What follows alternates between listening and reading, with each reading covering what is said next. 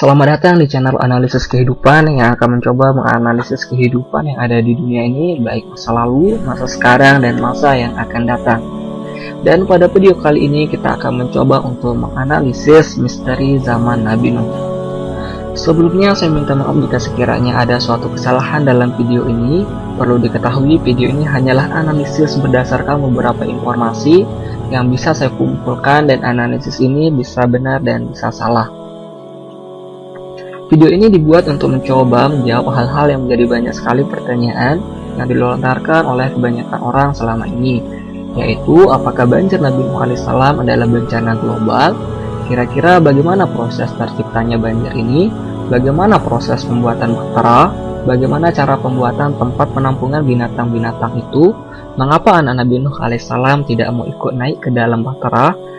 Di mana bukti geologi dan sejarah mengenai banjir ini? Apa alasan Allah Subhanahu wa Ta'ala membuat banjir ini? Kapan kira-kira terjadinya banjir ini? Di mana letak bahtera Nabi Nuh alaihissalam? Mengapa Nabi Nuh alaihissalam bisa hidup sampai 950 tahun? Benarkah ada kaum raksasa pada zaman Nabi Nuh alaihissalam? Sebelum kita menjawab pertanyaan-pertanyaan tersebut, ada baiknya kita lihat kisah Nabi Nuh alaihissalam berdasarkan kitab di dalam Al-Quran. Umur Nabi Nuh alaihissalam menurut Al-Quran adalah 950 tahun. Allah Subhanahu wa Ta'ala berfirman, "Dan sesungguhnya kami telah mengutus Nuh kepada kaumnya, maka ia tinggal di antara mereka 1000 tahun kurang 50 tahun. Maka mereka ditimpa banjir besar, dan mereka adalah orang-orang yang zalim." Nabi Nuh memohon kepada Allah Subhanahu wa Ta'ala untuk memusnahkan semua orang kafir di atas bumi. Al-Quran Surat An-Nuh ayat 26 sampai 28. Nuh berkata, "Ya Tuhanku, janganlah engkau biarkan seorang pun di antara orang-orang kafir itu tinggal di atas bumi. Sesungguhnya jika engkau biarkan mereka tinggal, niscaya mereka akan menyesatkan hamba-hambamu, dan mereka tidak akan melahirkan salin anak yang membuat maksiat lagi sangat kafir. Ya Tuhanku, ampunilah aku, ibu bapakku, orang yang masuk ke rumahku dengan beriman, dan semua orang yang beriman, laki-laki dan perempuan. Dan janganlah engkau tambahkan bagi orang-orang yang zalim itu selain kebinasaan." Nabi Nuh membuat bahtera atas petunjuk Allah Subhanahu wa Ta'ala. Al-Quran Surat Hud ayat 37 sampai 44. "Dan buatlah bahtera itu dengan pengawasan dan petunjuk wahyu kami, dan janganlah kamu bicarakan dengan aku tentang orang-orang yang zalim itu, sesungguhnya mereka itu akan ditenggelamkan." Dan mulailah Nuh membuat bahtera, dan setiap kali pemimpin kaumnya berjalan melewati Nuh, mereka mengejeknya. Berkatalah Nuh, "Jika kamu mengejek kami, maka sesungguhnya kami pun mengejakmu, sebagaimana kamu sekalian mengejek kami. Kelak kamu akan mengetahui siapa yang akan ditimpa oleh azab yang menghinakannya, dan yang akan ditimpa azab yang kekal. Hingga apabila perintah kami datang, dan dapur Tanur telah memancarkan air, kami berfirman, muatkanlah ke dalam bahtera itu dari masing-masing binatang sepasang jantan dan betina, dan keluargamu kecuali orang yang telah terdahulu ketetapan terhadapnya, dan muatkan pula orang-orang yang beriman, dan tidak beriman bersama dengan itu kecuali sedikit." Dan Nuh berkata, "Naiklah kamu sekalian ke dalamnya dengan menyebut nama Allah di waktu berlayar dan berlabuhnya. Sesungguhnya Tuhanku benar-benar Maha Pengampun lagi Maha Penyayang." Dan bahtera itu berlayar membawa mereka dalam gelombang laksana gunung. Dan Nuh memanggil anaknya, sedang anak itu berada di tempat yang jauh terpencil. "Hai anakku, naiklah ke kapal bersama kami, dan janganlah kamu berada bersama orang-orang yang kafir." Anaknya menjawab, "Aku akan mencari perlindungan ke gunung yang dapat memeliharaku dari air bah." Yang berkata, "Tidak ada yang melindungi hari ini dari azab Allah selain Allah saja yang Maha Penyayang." Dan gelombang menjadi penghalang antara keduanya, maka jadilah anak itu termasuk orang-orang yang ditenggelamkan. Dan difirmankan, "Hai bumi, telanlah airmu, dan hai langit, hujan, berhentilah, dan air pun disurutkan. Perintah pun diselesaikan, dan bahtera itu pun berlabuh di atas bukit Judi, dan dikatakan, binasalah orang-orang yang zalim." Selain informasi dari Al-Quran, cerita mengenai Nabi Nuh alaihissalam dan banjir besar ada di banyak peradaban di dunia, antara lain pada kisah Manu di India, kisah At-Tarhasis di Akkadia, kisah Utnapishtim di Sumeria, kisah Deucalion di Yunani, dan kisah Noah di Cina. Sekarang kita akan mencoba menganalisa dan menjawab pertanyaan-pertanyaan yang telah dilontarkan sebelumnya. Berdasarkan ayat-ayat Al-Quran dapat disimpulkan bahwa banjir ini adalah bencana global yang memusnahkan seluruh manusia yang kafir di muka bumi. Kesimpulan ini diambil berdasarkan informasi yang menyatakan bahwa Nabi Nuh alaihissalam memohon agar semua orang kafir di muka bumi ini dimusnahkan. Perintah agar di dalam bahtera dibuat masing-masing binatang sepasang. Bahtera berlayar dalam ombak laksana gunung. Dan anak Nabi Nuh alaihissalam yang mencoba mencari perlindungan ke gunung juga akhirnya tenggelam. Proses terjadinya banjir ini menurut Al-Quran karena aliran air dari dua sumber, yaitu dari pancaran mata air dari bumi dan dari curahan hujan. Seperti yang disebutkan di dalam Al-Quran surat Al-Qamar ayat 11-14, maka kami bukakan pintu-pintu langit dengan menurunkan air yang tercurah, dan kami jadikan bumi memancarkan mata air. Maka bertemulah air-air itu untuk suatu urusan yang sungguh telah ditetapkan. Dan kami angkut Nuh ke atas bahtera yang terbuat dari papan dan paku, yang berlayar dengan pemeliharaan kami sebagai balasan bagi orang-orang yang diingkari. Mengapa ini bisa terjadi? Secara resmi, mainstream science membantah dengan mengatakan bahwa kandungan air di bawah bumi tidak cukup banyak untuk membuat banjir global di permukaan bumi. Kandungan air memang ada di bawah bumi, tapi terdapat dalam batu-batuan dan kandungannya sangat kecil, hanya sekian persen saja.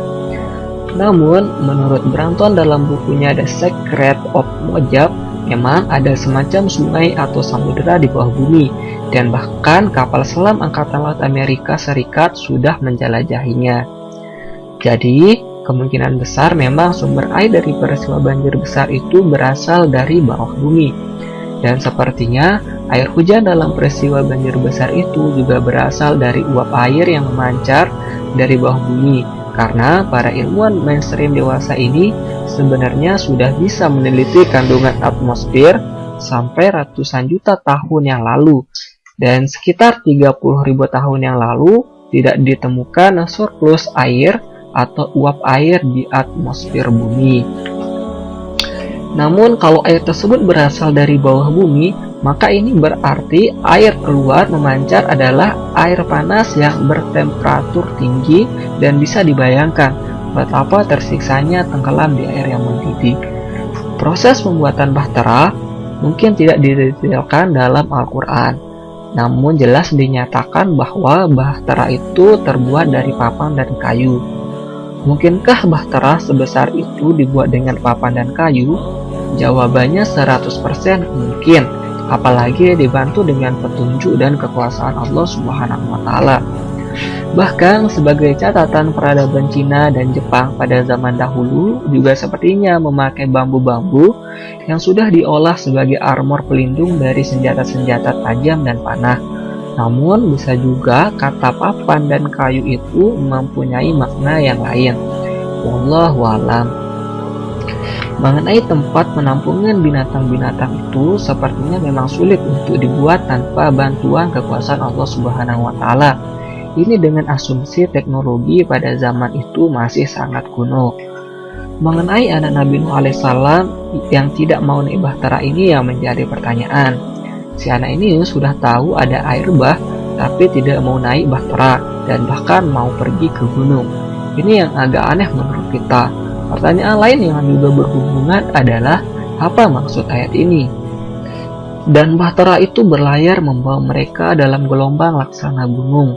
Dan Nuh memanggil anaknya, sedang anak itu berada di tempat yang jauh terpencil.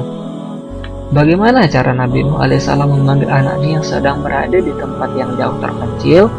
Bahkan walaupun anak itu tidak di tempat yang terpencil pun akan sangat sulit menemukan dan berkomunikasi dengannya, karena bisa dibayangkan kekacauan dan hiruk-pikuk suara di saat banjir besar itu terjadi. Bukankah pada zaman itu belum ada teknologi radio, handphone, atau yang sejenisnya? Selain itu, kalau pada zaman Nabi Nuh alaihissalam seluruh bumi dilanda banjir besar skala global dengan tujuan memusnahkan seluruh manusia yang kafir, ini berarti populasi manusia di bumi sudah menyebar secara global. Karena kalau hanya untuk memusnahkan populasi manusia di suatu kerajaan atau negara tertentu saja, maka Allah Subhanahu wa Ta'ala cukup mengirim bencana lokal dan tidak usah yang berskala global. Dan bagaimana cara Nabi Nuh alaihissalam berdakwah ke seluruh manusia di penjuru bumi? Karena sebelum bencana banjir itu datang, Nabi Nuh alaihissalam sudah memperingati kaumnya, seluruh umat manusia di zaman itu, agar bertobat sebelum bencana datang. Dari sini mulailah timbul dugaan bahwa peradaban kaum Nabi Nuh alaihissalam mungkin tidak sekuno yang kita kira. Kalau peradaban zaman Nabi Nuh alaihissalam sudah mempunyai teknologi radio, handphone, dan sejenisnya, maka alasan anak Nabi Nuh alaihissalam tidak mau naik bahtera yang terbuat dari papan dan kayu menjadi sangat jelas dan logis, walaupun memang kelihatan sekali bahwa anak itu bukanlah anak yang taat terhadap orang tuanya. Namun, benarkah peradaban manusia zaman dahulu sudah maju? Selain itu, pertanyaan lain yang belum terjawab adalah apa alasan Allah Subhanahu wa Ta'ala memusnahkan seluruh makhluk hidup di darat selain para awak bahtera Nabi Nuh alaihissalam? Mengapa Nabi Nuh alaihissalam dapat hidup sampai umur 950 tahun? Dan kapan kira-kira terjadinya bencana banjir ini?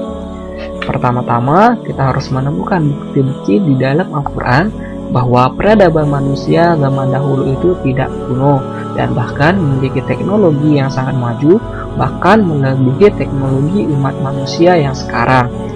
Allah Subhanahu wa Ta'ala berfirman, apakah mereka tidak memperhatikan berapa banyak generasi yang telah kami binasakan sebelum mereka, padahal telah kami teguhkan kedudukan mereka di muka bumi, yaitu keteguhan yang belum pernah kami berikan kepadamu. Dan kami curahkan hujan yang lebat atas mereka, dan kami jadikan sungai-sungai mengalir di bawah mereka. Kemudian kami binasakan mereka karena dosa mereka sendiri, dan kami ciptakan sesudah mereka generasi yang lain. Dan orang-orang sebelum mereka telah mendustakan, sedangkan mereka yang sekarang tidak mencapai 1/10 daripada apa yang telah kami Allah berikan kepada mereka orang yang terdahulu. Dalam ayat Al-Quran dinyatakan bahwa sangatlah banyak umat yang telah dibinasakan, dan umat generasi yang dibinasakan tersebut jauh lebih maju, kuat atau teguh dibanding umat yang sekarang. Bahkan umat yang sekarang tidak 1/10-nya dari umat yang terdahulu, berdasarkan ayat-ayat dalam Al-Quran. Untuk kisah Nabi Nuh alaihissalam ini bisa ditelusuri dalam catatan sejarah berbagai peradaban manusia zaman dahulu di Wikipedia dengan kata kunci Daftar Raja-Raja Sumeria atau Sumerian King List. Dan setelah memasukkan dan menghitung datanya di Microsoft Excel, kita dapat menemukan angka terjadinya banjir, yaitu sekitar 28.931 tahun yang lalu.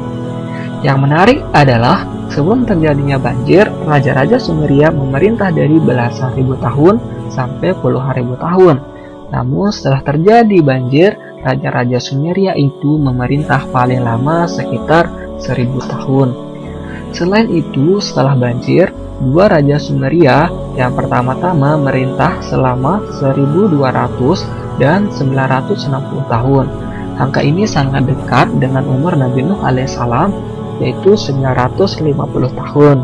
Sangatlah mungkin pada zaman itu usia manusia bisa mencapai sekitar 1000 tahun. Namun hal ini menimbulkan pertanyaan lagi, karena bahkan dengan teknologi zaman kita sekarang, usia manusia maksimum mungkin hanya sekitar 60-100 tahun. Bagaimana mungkin sebelum terjadinya banjir, Raja-Raja Sumeria bahkan bisa berumur sampai 40.000 tahun? Mungkinkah teknologi mereka sedemikian majunya sehingga bisa memperpanjang umur manusia selama itu? Namun demikian ternyata memang di Al-Quran surah Saba ayat 45 dinyatakan bahwa peradaban manusia zaman dahulu itu bahkan lebih dari 10 kali lipatnya peradaban manusia zaman sekarang. Penemuan-penemuan saat ini memang sangat mengejutkan, tapi perlu dicek lagi dengan analisa-analisa yang lain. Karena itu, selain analisa catatan sejarah, sekarang kita akan mencoba menganalisis data-data pengukuran ilmiah pada zaman itu dari sumber Wikipedia. Dapat dilihat pada gambar bahwa sekitar 40 sampai sekitar 20.000 tahun yang lalu terjadi penurunan temperatur, penurunan konsentrasi CO2, dan kenaikan konsentrasi debu. Jadi, bahkan dari data-data pengukuran ilmiah pun bisa diambil kesimpulan bahwa sesuatu memang terjadi antara 40.000 sampai 20.000 tahun yang lalu. Dan yang menariknya, sebenarnya konsentrasi debu itu mencapai puncak paling tinggi sekitar 40.000 sampai 20.000 tahun yang lalu. Tapi juga terjadi puncak-puncak yang lain, yaitu sekitar 65.000 tahun yang lalu, sekitar 160.000 tahun yang lalu, sekitar 270.000 tahun yang lalu, dan sekitar 330.000 tahun yang lalu. Pada setiap puncak konsentrasi debu tinggi, terjadi penurunan CO2 dan penurunan temperatur. Di sini, hipotesa supervulkano jika dianalisis kurang tepat digunakan karena meledaknya gunung berapi akan menaikkan CO2 dan bukan menurunkan. Dan apa yang bisa menyerap CO2 sedemikian banyak? Naiknya permukaan laut mempunyai efek penyerapan CO2 yang cukup besar menurut artikel ilmiah di situs this.org. Sebelum hal ini dianalisa lebih lanjut, pertanyaan, mengapa Allah Subhanahu wa Ta'ala membuat banjir besar global?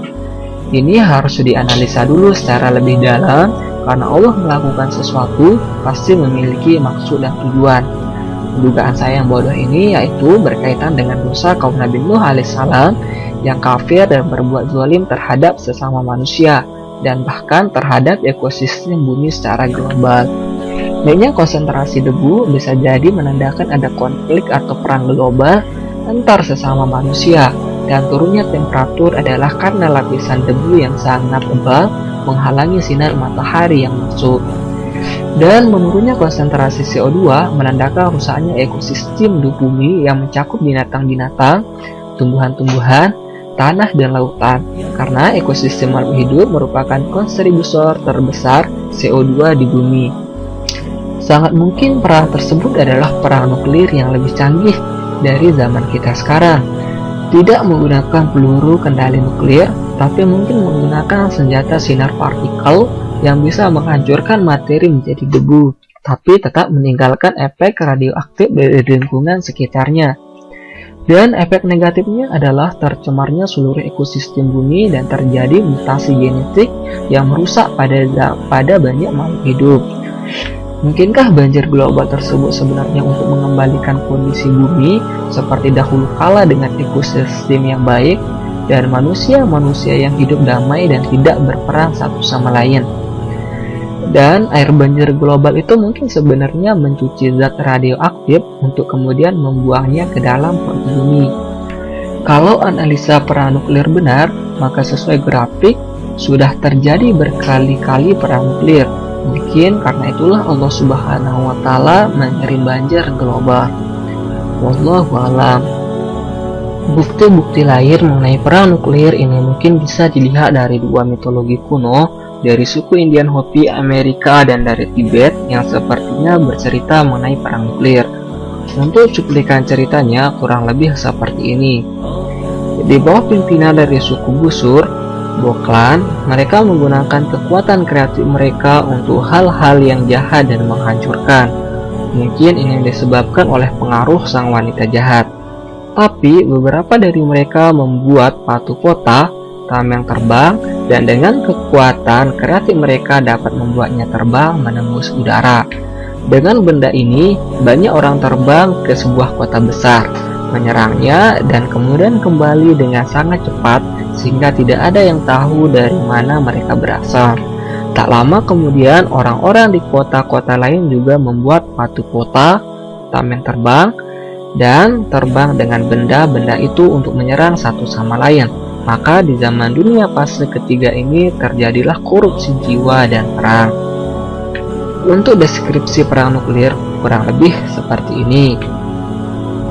Pemisah tidak mendamaikan hati orang-orang ini, dan akhirnya kemarahan mereka mencapai taraf di mana penguasa kota yang asli mengambil bersamanya sejumlah kecil prajurit dan mereka naik ke udara dalam sebuah bejana logam yang sangat besar dan bersinar.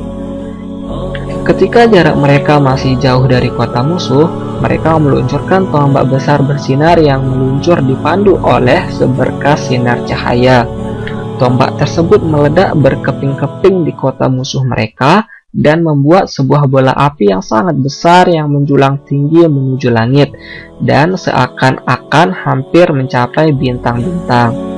Semua orang yang berada di kota itu mati terbakar dengan cara yang mengerikan, dan bahkan mereka yang tidak berada di kota tapi berada di dekatnya juga ikut terbakar. Mereka memandang tombak dan bola api tersebut, mengalami kebutaan permanen sesudahnya. Mereka yang memasuki kota dengan berjalan kaki menjadi sakit dan meninggal. Bahkan debu kota tersebut menjadi mengandung racun. Demikian juga sungai yang mengalir melalui kota tersebut.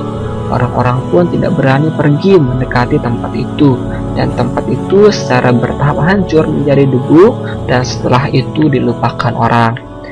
Ketika sang pemimpin melihat apa yang telah ia lakukan terhadap rakyatnya sendiri, ia pulang ke istananya dan menolak untuk melihat siapapun. Kemudian dia mengumpulkan sisa-sisa prajuritnya beserta istri-istri dan anak-anak mereka, dan setelah itu mereka memasuki kapal mereka, dan kapal-kapal itu naik satu persatu ke angkasa dan melayang jauh. Mereka juga tidak kembali. Itulah beberapa cuplikan yang menggambarkan beberapa kisah mitologi tentang terjadinya perang nuklir sebelum banjir besar zaman Nabi Nuh terjadi. Jelas sudah kaum Nabi Nuh alaihissalam dibinasakan karena mereka sangat zalim dan melakukan kerusakan di bumi dengan berperang sesama manusia. Kezaliman kaum Nabi Nuh alaihissalam ini bahkan melebihi kezaliman kaum Ad dan kaum Samud menurut Al-Quran.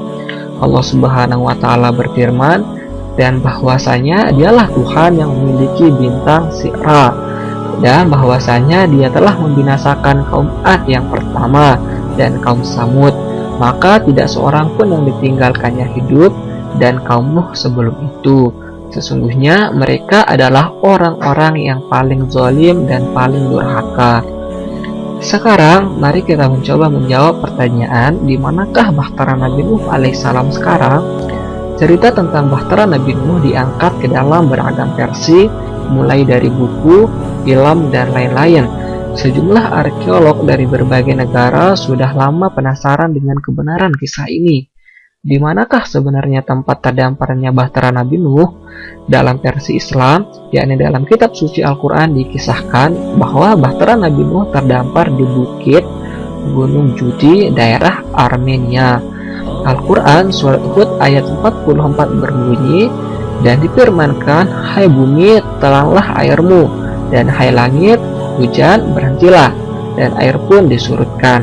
Perintah pun diselesaikan, dan bahtera itu pun berlabuh di bukit Judi, dan dikatakan binasalah orang-orang zalim.